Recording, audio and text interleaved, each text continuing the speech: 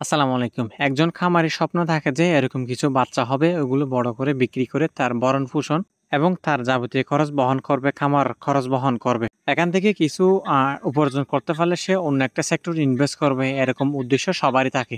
এত কষ্ট করার পর যখন এই সমস্ত ছাগলগুলো মারা যায় তখন খামারের কেমন লাগে? একটা ছাগলের বাচ্চার দাম খুব একটা বেশি নয়, কিন্তু একটা ছাগলের বাচ্চা মারা গেলে খামারে কি পরিমাণ খারাপ লাগে সেটা আমি জানি, যেহেতু আমি একজন খামারি ছোটখাটো। যদি ছাগলের খামার করে আপনি যদি টিকিয়ে রাখতে চান, সেক্ষেত্রে আপনাকে সব ক্ষেত্রে ১০০-তে ১০০ হতে হবে। কোনো ক্ষেত্রে আপনি কোনোভাবে অবহেলা করতে পারবেন না। বিশেষ করে হচ্ছে যখন ঋতু পরিবর্তন হয়, সেক্ষেত্রে অনেক বেশি কষ্ট করতে হয় এবং অনেক বেশি জার্নি করতে হয়। বিশেষ করে এই সময়টা যখন আসে তখন ছাগলকে এক্সট্রা একটা কেয়ারিং করতে হয়। না হয় আপনি ছাগল টিকিয়ে রাখতে পারবেন না, আর ছাগলের খামার বন্ধ করে দিতে হবে। আর যদি ছাগলের খামার এতই বেশি রিস্ক হয়, তাহলে মানুষ কেন ছাগলের খামার করবে?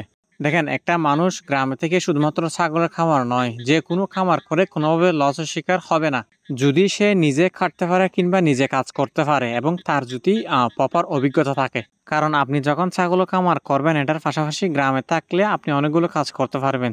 যেমন উনি ছাগল ছড়াতে আসছে, কিন্তু মাটির নিচ থেকে কিভাবে মাছ ধরতেছে দেখেন। এটা হচ্ছে আমাদের এদিকে একটা চারণভূমি, ছোট্ট একটা চারণভূমি, যেখানে অনেকে ছাগল ছড়ায় আর কি। উনি ছাগল ছড়ানোর পাশাপাশি মাছ ধরে থাকেন। দেখেন, ওনার ছাগল আছে, গরু আছে, পাশাপাশি উনি লবণের মাঠ করে, তারপরে হচ্ছে আপনার ধান চাষ করে।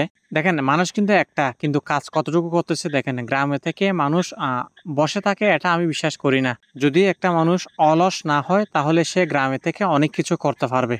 এটা দেখানোর অনেকগুলো কারণ আছে। অনেকে মনে করে যে ছাগল পালন মানে শুধু ছাগল পালন, আদার্স কোনো কাজ করতে পারবে না। আসলে এরকম নয়। আপনি যদি গ্রামে থেকে কোনো কাজ করেন, একেবারে যে কোনো কাজ আপনি করতে পারবেন। বিশেষ করে যদি আপনি গ্রামের মধ্যে কৃষি কাজ করেন, একটা পাশাপাশি আপনি অন্য একটা করতে পারবেন সময় বের করে।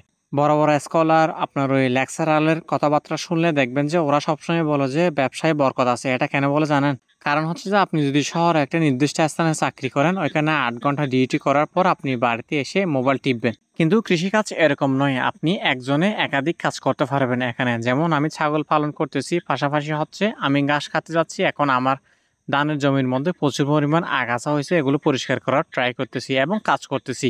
যদি আমাকে দেখেন, আমি ছাগল পালন করতেছি, পাশাপাশি ২ বিঘা ধান চাষও করতেছি, আবার ভিডিও করতেছি সময় বের করে আপনাদেরকে দেখানোর জন্য।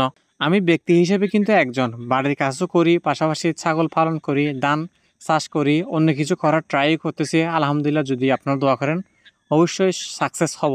কৃষিকাজ করে আমি যা বুঝতে পারলাম, আপনি যদি এখানে সিস্টেম এবং আপনি যদি এখানে ডিসিপ্লিন মেনটেন করেন, আপনি এখান থেকে অনেক বেশি টাকা জেনারেট করতে পারবেন ইনশাআল্লাহ। সিস্টেম না বোঝার ফলে, ডিসিপ্লিন মেনটেন না করার ফলে আমরা এখান থেকে লসের শিকার হই, কিংবা আমরা এই সমস্ত কাজগুলো করতে চাই না আর কি।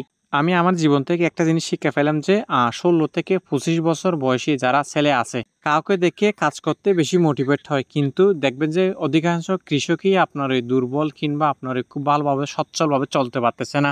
আমরা তো আর তাদেরকে দেখে মোটিভেট হতে পারি না, যার ফলে আমরা কৃষিকাজের মধ্যে খুব একটা গুরুত্ব দিই না এই কাজটাকে আর কি। কিন্তু আমাদের সামনে যদি কৃষিকাজ করে অনেক বড় বড় ব্যক্তিরা সফল হয়েছে, এরকম কিছু এক্সাম্পল থাকতো, তাহলে আমরা ইয়াংরা বেশিরভাগই হচ্ছে আপনার কৃষির সাথে যুক্ত হয়ে যেতাম, কিংবা কৃষি কাজ করার আগ্রহ দেখাতাম। আমি চাচ্ছি যে এই বিষয় নিয়ে একটা ভিডিও মেক করবো, যদি আপনারা চান। আসলে এখান থেকে অনেক কিছু শেখার আছে।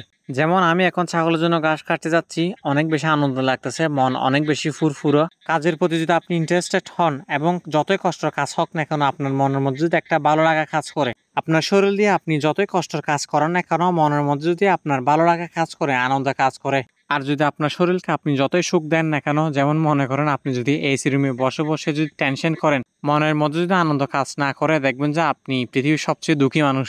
আজকে ঘাস কাটার জন্য অনেক বেশি দূরে যাচ্ছি, কারণ হচ্ছে এদিকে হচ্ছে আপনার কচি ঘাস পাওয়া যায় না। আমি আজকে সিদ্ধান্ত নিয়েছি যে কিছু কচি ঘাস সংগ্রহ করব, কারণ আমার বেশ কিছু ছাগল হচ্ছে আপনার বাচ্চা দিয়েছে। এদেরকে যদি কচি ঘাস না খাওয়াই, দুধ অনেকটাই কমে যাবে আর কি। আর যদি কচি ঘাস খাওয়াই, দুধ অনেকটাই বৃদ্ধি পায়। আজকে যতই কষ্ট হোক না কেন, যত দূরে হোক না কেন, আমি কচি ঘাস সংগ্রহ করে আসবো ইনশাআল্লাহ। আর গ্রামের রাস্তাগুলো যদিও বা কাঁচা, কিন্তু এখানে হাঁটতে অনেক বেশি ভালো লাগে। চারপাশে হচ্ছে আপনার ফাঁকা ধান আর লবণের মাঠ।